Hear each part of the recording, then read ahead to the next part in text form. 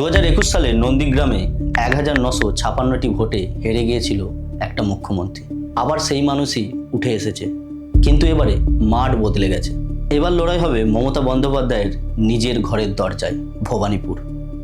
যে আসনটা জিতলে বা হারলে বাংলার ইতিহাস লেখা হবে। আজ সেই যুদ্ধের ভেতরের গল্প বলবো। নমস্কার, আমি গোপাল অধিকারী, স্বাগতম আমাদের চ্যানেলে। আজকে আলোচিত আসন ভবানীপুর। 294টা আসনের মধ্যে এই একটি আসন 2026-এর উপকেন্দ্র। কোনো দলের পক্ষে নয়, ফ্যাক্ট, রিয়েল অ্যানালাইজ। ভবানীপুর কেন এত বিখ্যাত? ভবানীপুর কি? দক্ষিণ কলকাতার এই আসনটি মমতা বন্দ্যোপাধ্যায়ের বাড়ির সামনে। এই আসনটি ভবানীপুর কেন্দ্রের মধ্যে পড়ে। 2021 সালে মমতা বন্দ্যোপাধ্যায় এই আসনটি 58,000 ভোটের ব্যবধানে জিতেছিলেন। শুভেন্দু অধিকারী এবার দুটো আসন থেকে লড়ছে, নন্দীগ্রাম, ভবানীপুর। মানে মমতা বন্দ্যোপাধ্যায়ের বাড়ির মাটিতে চ্যালেঞ্জ ছড়ছে শুভেন্দু অধিকারী। শুভেন্দু অধিকারী কি বলছে? আবার হারিয়ে দেবে। কিন্তু মমতা বন্দ্যোপাধ্যায় কি বলছে? যে এবারে 60,000 ভোটে জিতবে ভবানীপুর। এসআইআর কন্ট্রোভার্সিতে ভবানীপুর থেকে 47,000 ভোটার তালিকা থেকে বাদ গেছে। সংখ্যাটা মনে রাখবেন। 2021 সালে মমতা বন্দ্যোপাধ্যায় 58,000 ভোটের ব্যবধানে জিতেছিলেন। মানে বাদ পড়া ভোটারের সংখ্যা প্রায় জয়ের ব্যবধানের কাছাকাছি। এটা কি কাকতালীয় না ক্যালকুলেশন? ভবানীপুর আসলে মিনি ইন্ডিয়া। এখানে বাঙালি ছাড়াও গুজরাটি ও মারাঠি ব্যবসায়ী, শিখ ও জৈন, বিহারি ও মুসলিম জনগোষ্ঠী থাকে। এখানে ভোটের 24% প্রায় মুসলিম। এই আসনে টিএমসি কেন জিততে পারে?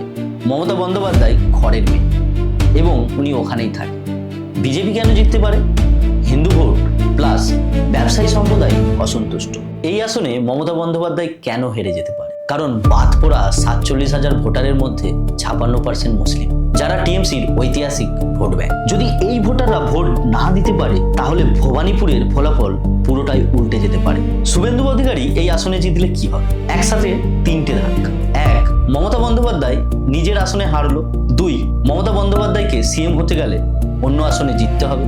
এবং 3, বিজেপি দাবি করবে যে মমতা বন্দ্যোপাধ্যায়কে সাধারণ মানুষ রিজেক্ট করেছে। এমনকি তৃণমূল যদি রাজ্য যেতেও মমতার ব্যক্তিগত পরাজয় পুরো রাজনৈতিক সমীকরণকে বদলে দেবে। ধরুন শুভেন্দু অধিকারী দুটো আসন থেকেই হেরে গেল, তাহলে কি হবে? বিজেপির ভাবমূর্তির ফাটল, বাংলায় বিজেপির লিডারশিপে আরো ক্রাইসিস গভীর হবে। এবার আমি আলোচনা করব টিএমসির শক্তি, মানে টিএমসি এখানে কেন জিততে পারে। লক্ষ্মীর ভান্ডারে প্রতি মাসে টাকা পাওয়া মহিলারা মমতার প্রতি দৃঢ়। কন্যাশ্রী, স্বাস্থ্যসাথী, জনকল্যাণ ব্যবস্থা অক্ষত, বুথ স্তরের ক্যাডার, 21 বছরের সাংগঠনিক শক্তি, ঘরের মেয়ে আবেগ। ভবানীপুরে 30 বছর ধরে মমতার পরিচিতি। তাহলে বিজেপির শক্তি কি? বিজেপি কেন এই আসনে জিততে পারে? 2021-এর নন্দীগ্রামে জেতার কনফিডেন্স শুভেন্দু অধিকারীর মধ্যে। ব্যবসায়ী সম্প্রদায় অসন্তুষ্ট, হিন্দু ভোট একজোট, রামনবমীর একটি সুন্দর ইমেজ। এসআইআর এর ফলে ভোটার তালিকায় বদল সম্ভাবনার সুবিধা। তাহলে চৌঠা মে কি হবে? ভবানীপুরের ইতিহাস কি পাল্টে যাবে, নাকি মমতা বন্দ্যোপাধ্যায় আবার 60,000 ভোটে জিতে দেখিয়ে দেবে 2021 সালের নন্দীগ্রাম একটি দুর্ঘটনা ছিল? একটা কথা মাথায় রাখবেন, ভবানীপুরের ফলাফল শুধু একটি আসনের গল্প না, এটা পুরো বাংলার জয়ের ব্যারোমিটার।